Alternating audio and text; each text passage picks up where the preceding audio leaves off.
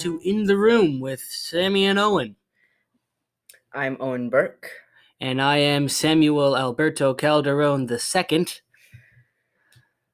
Today, the day this is being aired, is February 28th, the last day of the month. We are currently recording this on February 24th. Yes. Yesterday was a very interesting day for the kids in honor band. That is correct. Me and Owen, we are both in honor band. We went to Plano. Yes. We were the two percussionists from the freshman and sophomore group to go to perform there with a bunch of other students from other schools. Yes, the entire conference. Now, unfortunately, this may be the last time we meet with this conference. Now, I know that the Plano kids are going to be in our next conference. We discussed this last time, right? You remember that? Mm-hmm. So, this may be the last time we see some of the kids from LaSalle or Caneland. Oh, well, it was a very difficult but worth it day. We get the pieces a couple weeks in advance, but we really only practice it day of and then perform that night. It was interesting. Yeah, some of our songs were, for percussion anyway, overly easy or ridiculously hard. That is correct. It's hard. Now, I don't know if, I'm sure many of you, if there are many of you, don't have a ton of experience playing percussion instruments, but if you do, then you will know what it's like to play the chimes. It hurts. They are a pain, and they make a bell sound.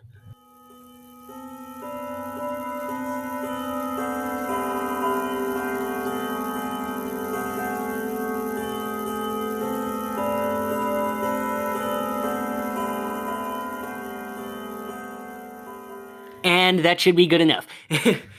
You see, we played, three? Was it 3 or 4? It was 4 pieces. Yeah, 4 pieces. 4 pieces of music. We began with Tempus Motus. Very interesting song. I was on the timpani for that. No, I'm sorry. I was on the woodblock, wind chimes, and yeah.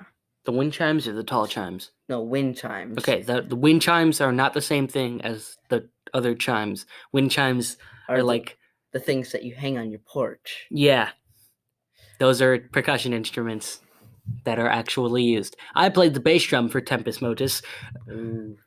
It was fun. It was fun. A good piece, because you can have an interesting bass drum piece. Yeah. But it's rare. Yeah. And then next up we played, if I remember correctly, it was Blue and Green. It was? Blue and Green Music. Blue and Green Music. That's the name of the piece. That's the one I played timpani for. I played chimes. I didn't do a lot of timpani for that one, but what I did do was not an easy piece. Yeah. So I played chimes. It's not very fun. It was one of those things where, I didn't really, at the actual concert, I really didn't know what I was doing most of the time. I just kind of like, that's an A natural. Got to play an A natural there. Yeah, that's kind of how it goes for percussion. Because if we practice with the winds, we never get anything done. Or we finish in about 3 seconds. Yeah, that's kind of how it goes. Then the next piece was called Remember, which was a very slow, very boring piece. And it wasn't too bad. I got to play timpani, but it was weird. The timing was weird. Yeah, for that one I played crash cymbals, and it was about 100 measures, right? Yeah, it was like 70.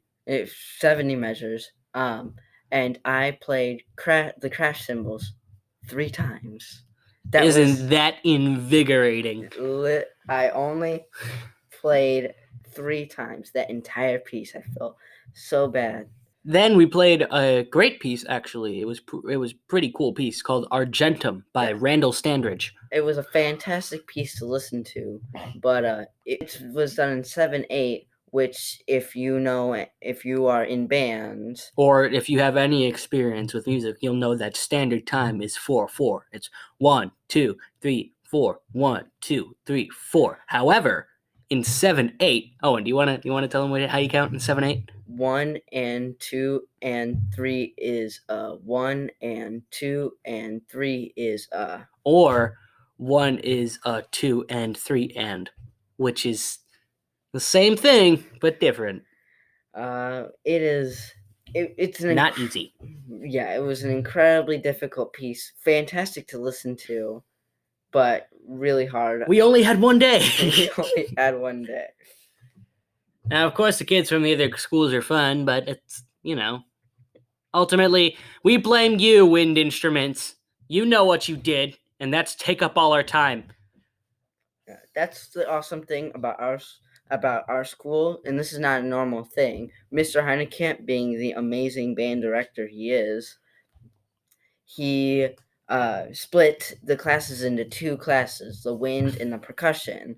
That way, the percussion has their own time to figure out what they're doing, go at their own speed, and experience band to its fullest potential, which is not a very common thing with other schools.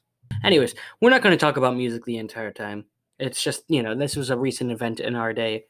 How is the musical coming along? The musical is coming along. It'll get there. It will be a good show. And I will blow you all away with my fantastic voice. I say I will. Definitely come and see it. You will not regret it. It will be awesome. Besides, things have a funny way of just snapping all together at the last minute, Yeah. And falling apart at the last minute. It always seems like the best performance is right before the one we're actually performing. Right before your eyes. Wink, wink. Right before your eyes. Anyway, come see the show. It'll be great. And it's James and the Giant Peach. James and the Giant Peach. That's right. The weirdest show that was ever intended for children. It really is it's not. Okay, Coraline, right? Mm-hmm. Right? That movie was intentionally supposed to be like creepy and a little bit scary for kids. Mm-hmm. This one, I think, was just supposed to be intentionally weird. Yeah. I've never read the book. Anyway, I've seen his movie, and it was honestly, I only saw it when I was really, really little, and the animation, the way it freaked me out as like a 3-year-old. But it's a very weird movie and very whimsical. I would suggest checking out the movie, that way you have some sort of rough idea of what you're getting into before you see the play. Well, I wouldn't entirely do that because I'm not in the movie. My character is not in the movie. Really? It's an invention of the play? The Ladalore is an invention of the play? No, it's in the book. It's in the play, not in the movie. Huh. It's hogwash. That's what that is. You see, I say hogwash because I'm not allowed to say, you know what I'm not allowed to say here, but either way, this is this weather, February 24th weather. Yeah, I mean, it's been going up and down like crazy. Fluctuating. Ain't this an Illinois spring? That should be an expression. An Illinois spring. You crazy. I hope it doesn't get up to You're more crazy than an Illinois spring, you know? I hope it doesn't get up to like 50 degrees over the weekend, which would not be surprising.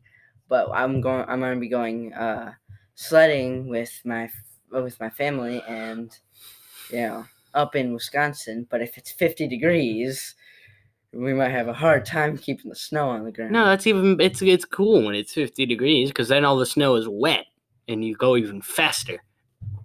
No, it's wet snow is sticky snow. Yeah, but if it's wet ice. Wet ice. Slippery ice. I don't know. It'll all depend on the conditions there. It's funny how ice can get wet because it's just water. when you think about it. It is kind of weird. So I was thinking about something earlier today, because the other week I was out with my grandma and we were looking at new blenders because it's pretty crappy, right? And so I was looking at one, and one was 20. One had a 24-ounce thing, fluid ounce, and one had an 18 fluid ounce thing. So I was looking at the containers, and I thought, that's kind of funny, because I realized that at the same time, 24, right, is I forgot where I was going with this. Something about blenders. Something about math. It was something more to do with math than blenders. Divisible. No, okay, I remember. It's kind of difficult to comprehend, but something that is 1.5 times the size of another thing, right? Mhm. You understand that? Yeah. That makes the smaller thing 2/3 the size of the bigger thing. But if you say that out loud, that doesn't make that's a confusing statement. But it's true. I'm gonna have to think about that. I did the math already. If I have something that's 9, that's 9 large, just like let's say 9 inches, right? And I have something that's 6 inches, right? Right. I have the thing that is 9 inches is 1.5 times the size of the thing that is 6 inches.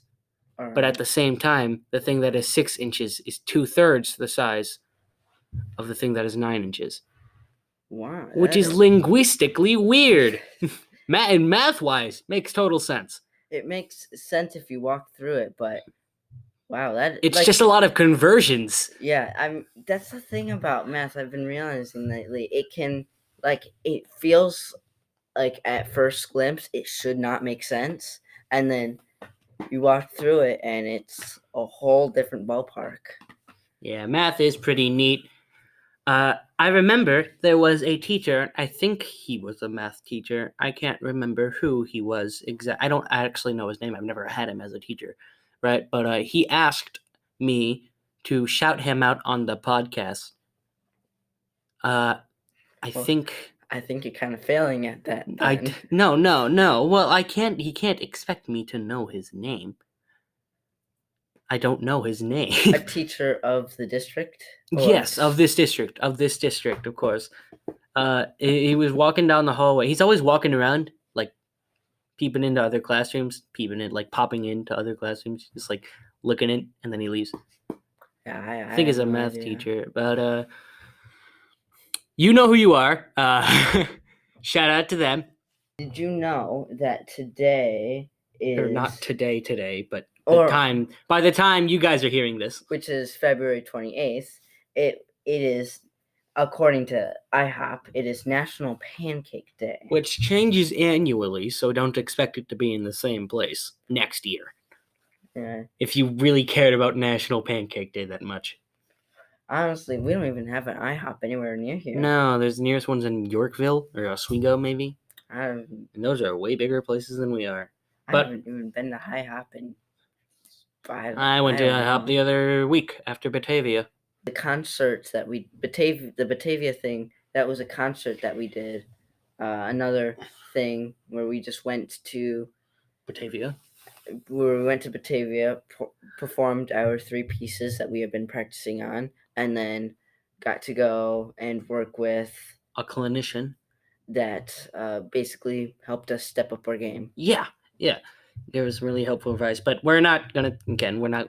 I don't plan for us to talk about music the entire time. I just felt like. Yeah, I should have clarified. And you guys don't know what. Oh yeah, after Batavia, you guys don't know what Batavia means, right? But anyways, the last day of February is apparently Rare Disease Day in the USA, which is where we live. So. Yeah, so I mean, rare diseases.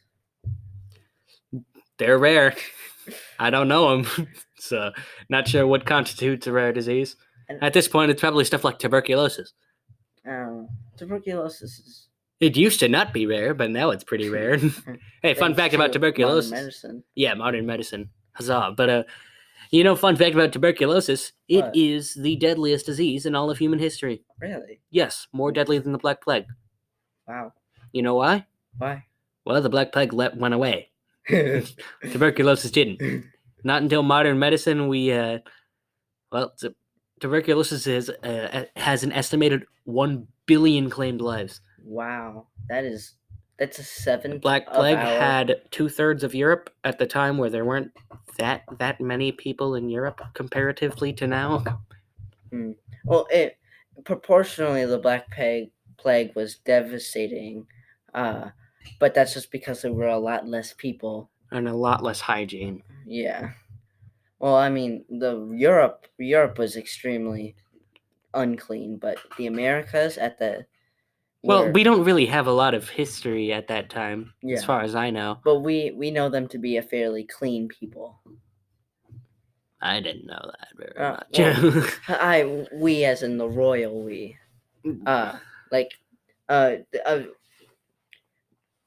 Native Americans, and when I say that, I don't mean America. I mean indigenous people from North and South America. Oh, right. Yeah. They were,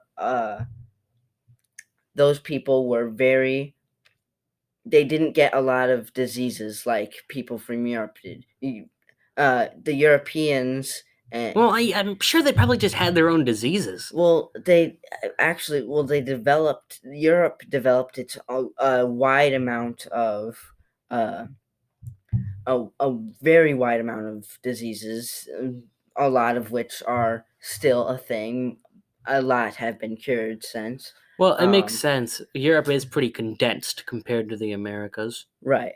And the indigenous people maybe had a few diseases, but were really fairly clean, which is why they didn't have the immune system to fight back. And that's why when the Spaniards came over and took over, there wasn't that they just had to show up and cough, and it'd take out the whole town. I mean, it wasn't a whole lot of fighting. It was just people getting. They would just walk around, and the people would start dying. And anybody who didn't convert to Catholicism would die even faster. Because, weapons. Guns. I can say that, right? I don't see why I wouldn't. Anyways. Oh, it's on the 28th is National Chocolate Souffle Day. So if you're one of the more prepared among us, go ahead and make yourself a souffle.